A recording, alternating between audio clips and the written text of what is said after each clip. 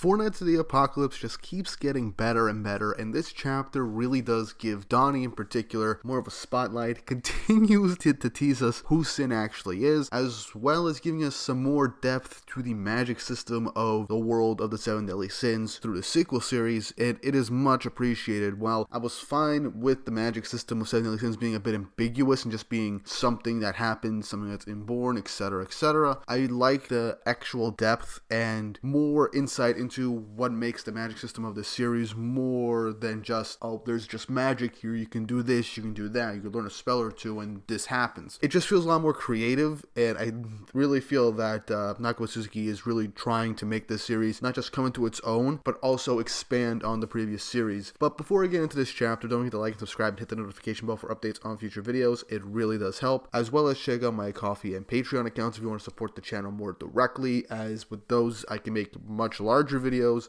outside of my weekly chapter reviews that you guys can enjoy outside of them, and they'll be in very, very good quality compared to my chapter reviews, as I'm doing this myself in a short period of time. Also follow me on Instagram and Twitter at TheGreekWeeb so that you guys can see what I'm up to different times of the day, as well as for other channel updates. But although that's all done, let's get right into this new chapter of the Four Nights of the Apocalypse, chapter 46, The Realization. So we pick off from last week where An managed to deal a decisive blow against one of the Dark Talismans. Now this Dark Talisman is still conscious, but is just writhing in pain and cannot move due to the precision of An's hit, managing to knock her down, making her unable to fight at the moment. And I like how she's just being like, how could you stab me, a Dark Talisman, and that she's going to die, blah blah blah. But as An is just being like, you're just pathetic for just being a sore loser, we then cut the Donny's fight as he is just evading the axe from this guy over and over again, as he just doesn't want to fight the guy. And I like how An's just kind of mocking him on the side, saying that it's a nice fleeing skill that Donny has, and it's literally coming up with the obvious, why not just make him flow with his magic? And Donny states that it's not easy, and that he wouldn't be running around if it were. The knight comes up and tries to swing his axe at Donny, but Donny manages to deflect it with his knife. He's like, I'm gonna hold you up to that. Fair and square, alright? Let's do this. And I like how everyone's on the sides like, is Donny suicidal? I like,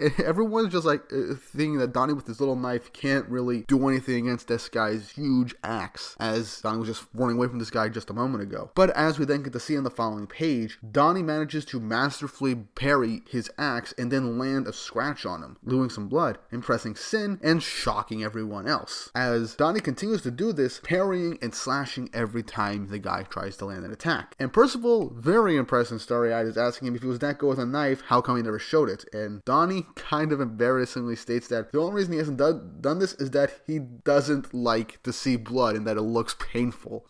Oh man, that is just, I feel like that is a decent way because Donny's such a good guy, but he's also pretty stupid. But yeah, I like while Percival's kind of, okay, Donny's kind, but Sin, Nazians, and Honor just chewing him out over it, and that if he can do this his entire time, not just to hurry up and fight back, the axe is going to split his head in two if he doesn't. Donny says that's why he's doing this, even though he doesn't want to, as he continues to parry and land a blow every single time this huge guy lands a hit, as we then see Donny's telling him to give up, as we then see in the next page that this guy is bleeding from multiple cuts all over his body. But he then does something that you would probably see in maybe like, I don't know, Dragon Ball, or I forget which anime this happened in, but the guy tightens up his muscles and forces his wounds closed, which is like, I can't believe this is something that this guy actually did. But yeah, this guy pissed off says a knife can't defeat him, and that Donny's dead now. Donny then tries to run away, but then he grabs him with his floating ability, his gravity ability, as the guy just ends up using his impact barrier to hit Donny to the ground once more. And Donny kind of lost confidence after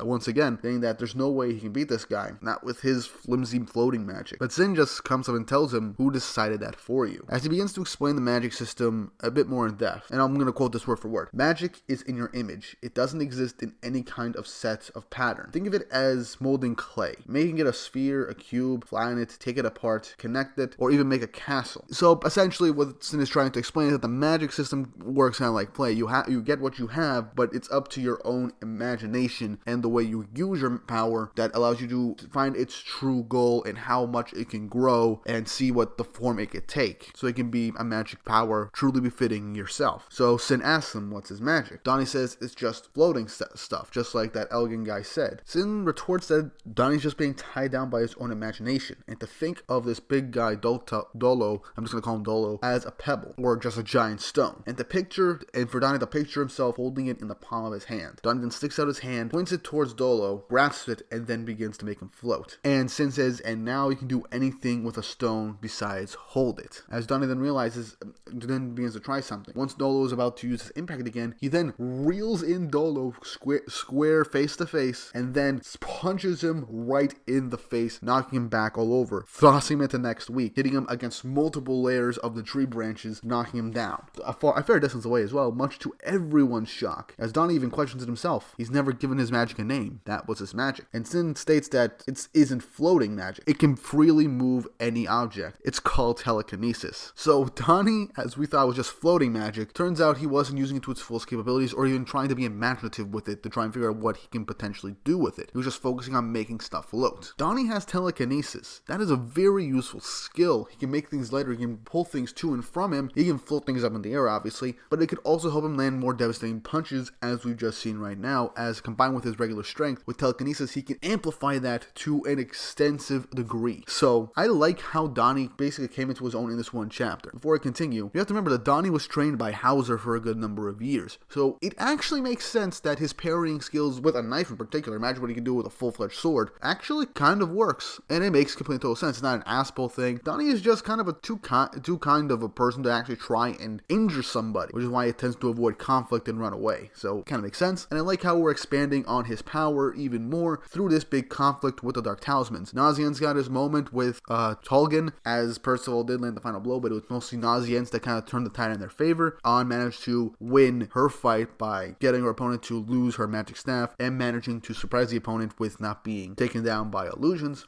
And now Donny is truly realizing what his powers are capable of and combining it with his training as a holy knight before he quits. So I'm liking that everyone's getting their times to shine. Anyway, back to the chapter. Percival runs up to them and they're celebrating that 3 of them have been taken down, and the only one because of Sin's advice. I like how An brings that up, and everyone's like, with Sin's guidance, they probably wouldn't have been able to make it out this far. As Percival just stares straight at Sin, asking Sin who he really is, once again teasing us with the potential reveal of Sin's identity in this arc. And just when they're celebrating, Dolo pops out of the rubble, pissed as hell, getting ready to kill them, covered in injuries, his armor broken. And it looks like he is kind of deserving of his invincible nickname. And Donny, with newfound confidence, like he's not scared of his magic now, but then all of a sudden they all get a shiver down their spine, as a voice seemingly from the distance states, "You call yourselves Dark Talismans. We were to meet in 10 minutes with our foes' heads, but I see the coffin piece taken from us." I'll start with taking this back, as the leader of the Dark Talismans just pops up unnoticed by anyone right behind Percival as the chapter ends. And my god, was this an awesome chapter. Not only, like I mentioned, we got some growth for Donny, him showing off his skill with a knife or with a weapon in general, and it makes sense with his training with Hauser, who is a Holy Knight Grandmaster, but also the fact that we got more expansion on the power system of this whole world, and Donny realizing the true capabilities of his own magical power and how telekinesis, a very strong ability which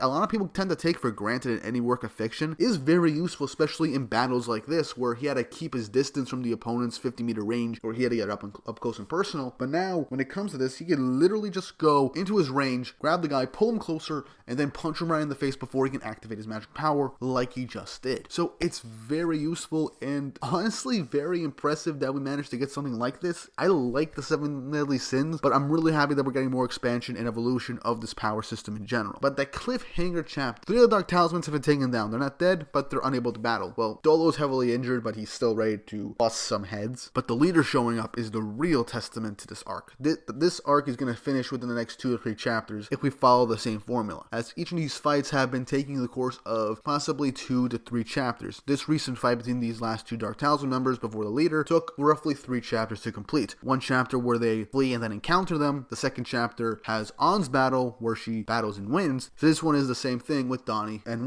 when him winning his battle. But Percival is still out of magic, meaning that he possibly can't fight this guy unless we have some protagonist ass pull. But I am firmly believing that with all this teasing, I feel like I'm going to be wrong again, but this has to be the arc, the life or death situation where we get Sin's reveal. Last arc we got the return of Gother, one of the 7 deadly sins, and now we're facing the leader of the Dark Talismans, and I really think that if Sin has to use his true powers and reveal who he really is, this arc, this enemy, it's the time. So I really feel like by the end of the next chapter, we might actually get Sin's identity revealed. I really hope it's Lancelot, but it'd also be pretty badass if it was Bon also, so that would be pretty cool too. But either way, I'd be happy, and I really hope Sin's identity is revealed next chapter. But yeah, what did you guys think of this chapter? What are your thoughts on Donny's growth as a character and how his magic power is actually truly revealed and the full scope of it, as well as his fighting potential? And what are your thoughts on the expansion of the power system with the 7 deadly sins in general throughout the series due to the explanations from Sin and everyone else that we've met along the way? Leave your comments down below. Also, your thoughts and opinions on what could potentially happen and if Sin's true identity will be revealed next chapter or within the next